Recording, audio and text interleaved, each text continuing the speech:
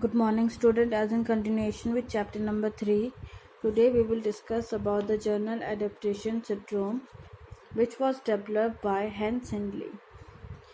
Sindley observed that animals exposed to the stressor shows a similar pattern of bodily response. He called this pattern as journal adaptation syndrome.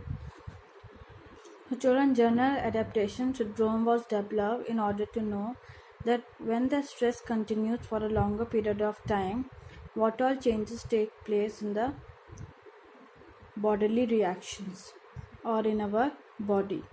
So it is believed that when the stress continues for a longer period of time, our physiological imbalances take place and one could suffer from the physical exertion.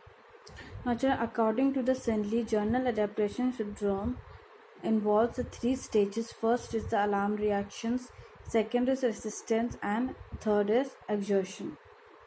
Now, children, if we talk about the alarm reaction stage, which is the first stage, in this stage, the stressors lead to activation of the adrenal pituitary cortex system. This triggers the release of hormone producing the stress response. Now, the individual is ready for fight or flight. So children, this could be understood with a simple example. When a dog suddenly starts running behind you, your internal bodily changes take place. For example, your metabolism rate changes, the hormone secretion take place.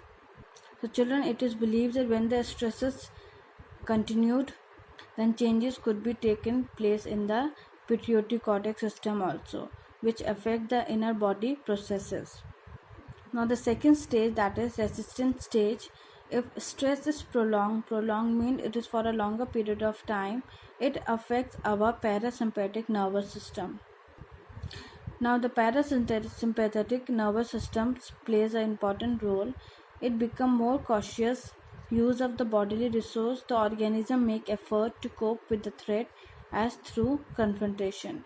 So children, it means in the resistance stage, the organism means the human being tries to make an effort in order to overcome the threat, which could affect an overall functioning of an individual if the stress continued for a longer period of time. So here the major role that is played by the parasympathetic nervous system. Now if we talk about the exertion stage, that is the third stage, if it is continued exposure to the same stressor or additional stressors drains the body of its resources and leads to the third stage of exertion. The physiological system involved in the alarm reaction and the resistance become ineffective and subject to stress related diseases such as high blood pressure becomes more likely. So this could be understood with the simple example. For example, when an individual participate in a race and at a stage comes when he feels that he cannot run further, so that stage is known as being physically exerted. So it is believed that if the stress is continued for a longer period of time, then the bodily functions also get exerted at a time. So children, it is believed that when the stressors continued for a longer period of time, the changes could be seen in the blood pressure and metabolism rate also changes with respect to the physiological changes. So children, as I have discussed about the three stages, kindly make a note of this in your notebook.